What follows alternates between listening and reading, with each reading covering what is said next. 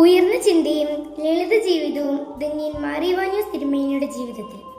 പ്രിയ സഹോദരി സഹോദരന്മാരെ, ഇന്ന് ഞാൻ നിങ്ങളോട് സംസാരിക്കുന്നത് മാർ ഇവാനിയോസ് തിരുമേനിയുടെ ജീവിതത്തിൽ നാം കാണുന്ന അനുകരണീയമായ ചില പ്രത്യേകതകളെ കുറിച്ചാണ്.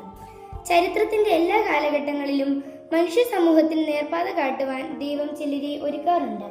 മറ്റുള്ളവരുടെ നന്മ മാത്രം ലക്ഷ്യം വെച്ചുകൊണ്ട് സ്വജീവൻ എപ്പോഴും ബലിയർപ്പിക്കുവാൻ അവർ തെല്ലും മടിക്കുന്നില്ല. അങ്ങനെയുള്ള ഒരു മഹാത്മാവായിരുന്നു ധന്യൻ മാർ ഇവാനിയോസ് പിതാവ്. ഈ നാട്ടിലെ പാവപ്പെട്ടവരെ അഭ്യസ്തവിദ്യരും സംസ്കാര സമ്പന്നരുമാക്കുവാൻ അദ്ദേഹം അക്ഷീണം പ്രയത്നിക്കുമ്പോഴും പ്രവർത്തനങ്ങൾ ആവുന്നത്ര ദൈവവിശ്വാസത്തിൽ അധിഷ്ഠിതമാക്കുവാൻ അദ്ദേഹത്തിന് കഴിഞ്ഞിരുന്നു. മാവേലിക്കരയിലെ സുപ്രസിദ്ധവും പുരാതനവുമായ പണിക്കര് വീട്ടിൽ കുടുംബത്തിൽ ജനിച്ച അദ്ദേഹം പ്രാഥമിക വിദ്യാഭ്യാസം നിർവഹിച്ചത് സ്വന്തം ദേശത്ത് തന്നെയാണ്.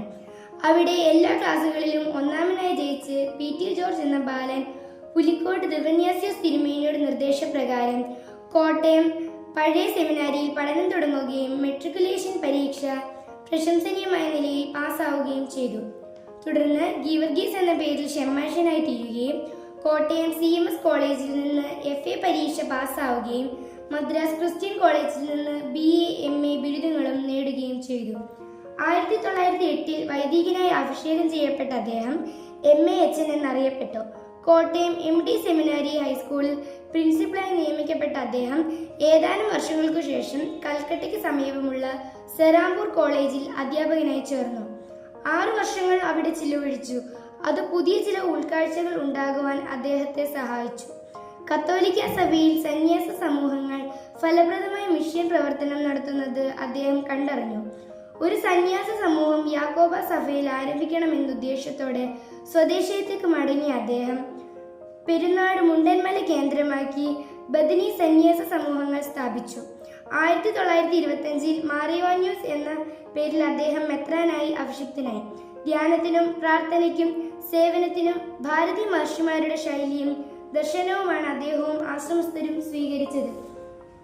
1930 ആയപ്പോഴേക്കും കത്തോലിക്ക സഭയുമായി പുനരയിക്കപ്പെടുകയും മലങ്കര കത്തോലിക്ക സഭ ഇവിടെ സ്ഥാപിതമാവുകയും ചെയ്തു. അതിനുശേഷം അദ്ദേഹം നടത്തിയ വിദേശ യാത്രകൾ ഉന്നതരായ ലോക നേതാക്കന്മാരും ആത്മീയ നേതാക്കന്മാരുമായി ബന്ധം സ്ഥാപിക്കുവാനും അവരുമായി ആശയ സംവേദനം നടത്തി ലോക നേതൃ പദവിയിലേക്ക് ഉയരുവാനും വഴിവെച്ചു. മാർ ഇവാനിയോസ് തിരുമേനിയുടെ സ്വഭാവ വൈശിഷ്ട്യവും സംഭാഷണ ചാരുതയും പ്രവർത്തന വൈദഗ്ധ്യവും എത്തിയ ഇടങ്ങളിലെല്ലാം അദ്ദേഹത്തെ സ്വീകാര്യനാക്കി. അവയെല്ലാം മലങ്കര സഭയുടെ വളർച്ചയ്ക്ക് വേണ്ടി അദ്ദേഹം വിനിയോഗിച്ചു. ചിന്തയിലും ദർശനങ്ങളിലും പ്രവർത്തന ശൈലിയിലും ഉന്നത നിലവാരം പുലർത്തിയപ്പോഴും ജീവിതശൈലി ലളിതമായിരുന്നു. താഴേക്കിടയിലുള്ള സഹജീവികളോട് താതാത്മ്യം സ്വീകരിച്ച് അദ്ദേഹം ജീവിച്ചു. വിദ്യാലയങ്ങളും ആശ്രമങ്ങളും മഠങ്ങളും സ്ഥാപിച്ച് അവയെല്ലാം പാവപ്പെട്ടവരുടെ ഉന്നമനത്തിനും ഉതകുന്നവയാക്കുവാൻ ശ്രദ്ധിച്ചു. അനാഥരെ സംരക്ഷിക്കുവാൻ പ്രത്യേക ഭവനങ്ങൾക്ക് രൂപം നൽകി. ആരാധനാലയങ്ങൾ സേവന കേന്ദ്രങ്ങളാക്കണമെന്ന് അദ്ദേഹം നിഷ്കർഷിച്ചു. ആഡംബരങ്ങൾ ഒഴിവാക്കി പാവങ്ങളെ സഹായിക്കുവാൻ സാമ്പത്തിക ശേഷിയുള്ളവരെ പ്രേരിപ്പിക്കുകയും സ്വന്തം ജീവിതത്തിൽ അത് പ്രാവർത്തികമാക്കുകയും ചെയ്തു. സന്യാസികളുടെ ഭക്ഷണക്രമം പാവപ്പെട്ടവരോടുകൂടി ചേർന്ന് പോകണമെന്ന് ഇവാനിയോസ് തിരുമേനി ഉദ്ബോധിപ്പിച്ചിരുന്നു. ഇടവകകളും മഠങ്ങളും സന്ദർശിക്കുമ്പോൾ അദ്ദേഹത്തിനു വേണ്ടി പ്രത്യേകമായി ഭക്ഷണം ഏതെങ്കിലും ഉണ്ടാക്കിയാൽ അത് പകുതി മറ്റുള്ളവരുമായി പങ്കുവയ്ക്കുവാൻ തിരുമേനി എന്നും ശ്രദ്ധിച്ചിരുന്നു. ഉന്നതവും ഉദാത്തവുമായ ചിന്തകളും സ്ഥാനമാനങ്ങളും ഉള്ളപ്പോഴും ദാരിദ്ര്യം അനുഭവിക്കുന്നവർ ഭാഗ്യവാന്മാർ എന്ന യേശുവിന്റെ വചനം ഗ്രഹിച്ച് ലളിത ജീവിതം നയിച്ച തിരുമേനി ആധുനിക ലോകത്തിന് ഒരു മാതൃകയാണ്. ഭൗതിക സമ്പത്തും ആഡംബരവും വിജയത്തിന് മാനദണ്ഡമാകുന്ന ഇന്നത്തെ സമൂഹത്തിൽ യഥാർത്ഥ മഹത്വം മനുഷ്യന്റെ സ്വഭാവത്തിലും ചിന്തയിലുമാണെന്ന് ധന്യൻ മാർ ഇവാനിയോസ് പിതാവ് തന്റെ ജീവിതത്തിലൂടെ പഠിപ്പിച്ചു. കേരളത്തിന്റെ നവോത്ഥാന ചരിത്രത്തിലെ ശ്രദ്ധേയനായ ആത്മീയ നേതാവും വിദ്യാഭ്യാസ വിചക്ഷണനുമായ ധന്യൻ മാർ ഇവാനിയോസ് പിതാവിന്റെ ജീവിതം ഇന്നത്തെ വിദ്യാർത്ഥികൾക്കും യുവജനങ്ങൾക്കും വഴികാട്ടിയാണ്.